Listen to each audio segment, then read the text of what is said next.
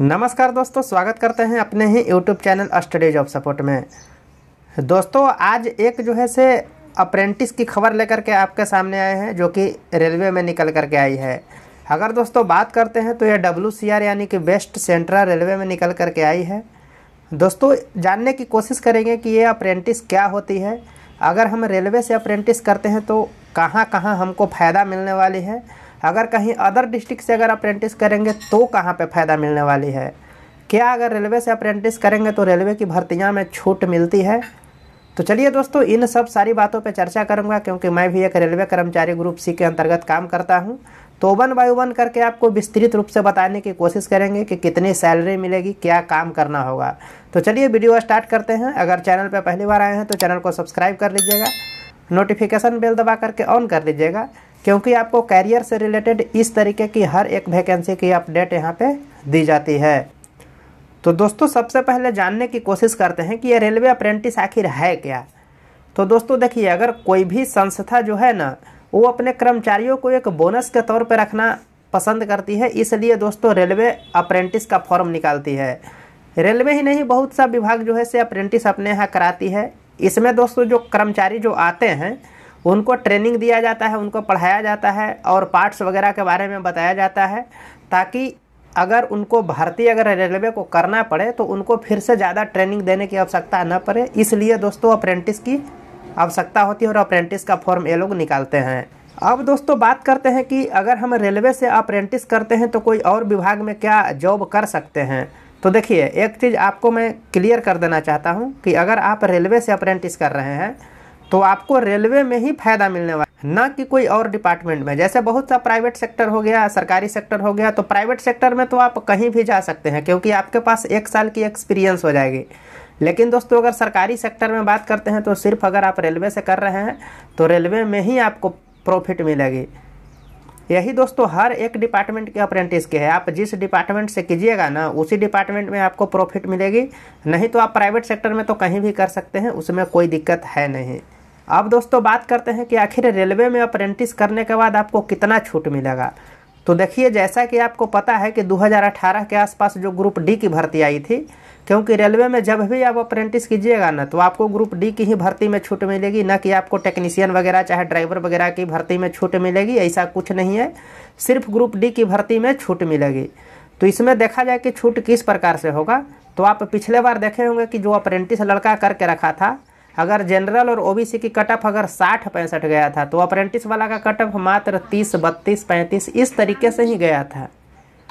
लेकिन दोस्तों इस बार की अगर भर्ती की बात करते हैं तो जो इस बार भर्ती हुई है, अभी जो एग्ज़ाम जो कुछ दिन पहले ख़त्म हुई थी, इस भर्ती में अगर अप्रेंटिस की प्रॉफिट की बात करते हैं तो देखा जाए तो इसमें बहुत ज़्यादा प्रॉफिट हुआ है। क्योंकि पिछले बार भर्ती में तो दौड़ वगैरह रखा गया था अप्रेंटिस के लिए, लेकिन इस भर्ती में अप्रेंटिस के लिए कोई दौड़ वगैरह नहीं है। सिर्फ आपका एग्जाम क्लियर हुआ और सीधा का सीधा आपका डॉक्यूमेंट वेरिफिकेशन। यहीं पे अगर दोस्तों देखा जाए तो अगर इसकी सीट की बात करते हैं तो करीब 20% के आसपास सीट इसको आरक्षित कर दी जाती है। जैसे मान लीजिए कि अगर 1 लाख की भर्ती है तो उसमें 15,000 से लेकर के 20,000 पे सिर्फ और सिर्फ अप्रेंटिस वालों को ही भर्ती होगी। और सबसे ज़्यादा दोस्तों प्लस पॉइंट इसका ये है कि अगर आप अप्रेंटिस करके रेलवे में भर्ती होते हैं ना, तो जो रेलवे की सबसे खतरनाक पोस्ट कहा जाता है ट्रैक मेंटेनर, वो आपको ना के बराबर मिलने की संभावना है और बहुत कम नंबर पे ही आपका सिलेक्शन हो जाता है। तो दोस्तों आप लोग से रिक्वेस्ट है, चाहे आप कहीं से भी इस वीडियो को देख रहे हैं कोई फ़र्क नहीं पड़ता है, जबलपुर ज़्यादा दूर है नहीं।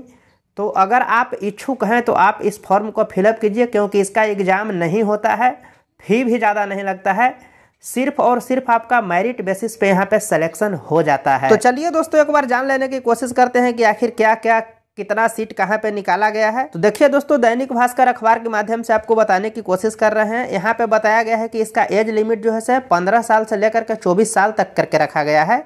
वहीं अगर कुल पद की अगर बात करते हैं तो 2521 पद रखा गया है। अगर जबलपुर डिवीजन में देखा जाए तो 884 पद है, भोपाल डिवीजन में देखा जाए तो 614 पद है, वही कोटा डिवीजन में देखा जाए तो 685 पद है। WRS एक कोटा करके आता है, वहाँ पे देखा जाए तो 160 पद है।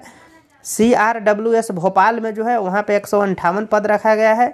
और जबलपुर हेड क्वार्टर है वहाँ पे रखा गया है 20 पद रखा गया है। इसमें दोस्तों आप जो भी ट्रेड से ITI किए हैं उस ट्रेड के अपेक्षाकृत ही आप इसका फॉर्म को अप्लाई कर सकते हैं। बाकी दोस्तों इसका डिटेल जो है सो देखिए यहाँ जो RRC जबलपुर के वेबसाइट पे आपको आसानी से मिल जाएगी, नहीं तो बहुत सा अपना प्रतिष्ठित वेबसाइट है जैसे कि आप समझ रहे हैं, वहाँ से भी आप इसको देख सकते हैं। वहाँ पे आप इसको मिल जाएगा पूरा का पूरा डिटेल कि कौन सा ट्रेड के लिए कितना पद किस डिवीजन में रखा गया है। वहीं दोस्तों इसकी क्वालिफिकेशन की बात करते हैं तो देखिए बताया गया है कि अगर आप 10वीं पास है तो भर सकते हैं, 12वीं पास है तो भी भर सकते हैं। अगर ITI है तो NCVT से जो है ना तो ही इस फॉर्म को भर सकते हैं। देखिए ITI जो होता है इसे 2 तरीका का होता है, एक NCVT होता है और एक SCVT होता है। तो SCVT जो दोस्तों होता है वो सरकारी वाला में आता है, जैसे जो अपना बिहार में जो सरकारी तरीके से ITI जो निकाल करके लोग करते हैं ना वो SCVT के अंतर्गत आता है। लेकिन दोस्तों सरकारी वाला में भी बहुत सा जगह है जहाँ की NCVT आता है, जैसे गया और पटना ये दोनों का सरकारी वाला भी NCVT आता है। तो अगर आपका सर्टिफिकेट NCVT से है तो ही आप इस फॉर्म के लिए एलिजिबल हैं, वरना SCVT वाले इस फॉर्म को नहीं भर सकते हैं। सिलेक्शन प्रोसेस मेरिट के आधार पर होगी। अप्लाई करने की अंतिम तारीख जो है से 17 दिसंबर 2022 होगी। वहीं दोस्तों इनकी अगर फीस की बात करते हैं तो देखिए जनरल के लिए 100 रुपया रखा गया है, जनरल OBC के लिए।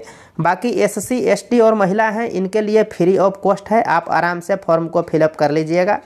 देखिए दोस्तों फॉर्म फिलअप करने से पहले एक बात को अच्छी तरीके से गहन कर लीजिएगा। जैसे आप कोई भी डिवीज़न में फॉर्म फिलअप कीजिएगा तो देखिएगा कि उस डिवीज़न में आपके ट्रेड के लिए कितना सीट रिजर्व किया गया है। ऐसा नहीं कि अगर आप जबलपुर डिवीज़न में कर रहे हैं तो 884 है तो इसी डिवीज़न में फॉर्म को फिलअप कर देते हैं। जी नहीं, आप देखिएगा कि आपके ट्रेड के हिसाब से कौन सा डिवीज़न में कितना सीट अवेलेबल है, तो आप वहाँ पे फॉर्म के फिलअप कीजिएगा। वहाँ आपको आसानी से सिलेक्शन होने की संभावना बनती है, वरना ज़्यादा वाला सीट पे तो सब लोग फॉर्म को फिलअप करते हैं। इसलिए थोड़ा सा आप ध्यान रखेंगे और अपने तरीके से सोच करके फॉर्म को फिलअप करेंगे। बाकी दोस्तों अगर कोई कन्फ्यूजन रहती है तो कमेंट कीजिएगा, मैं आपको बिल्कुल बताने की कोशिश करूँगा। तो मिलते हैं एक नए वीडियो में नए जानकारी के साथ, तब तक के लिए धन्यवाद। जय हिंद, वंदे मातरम।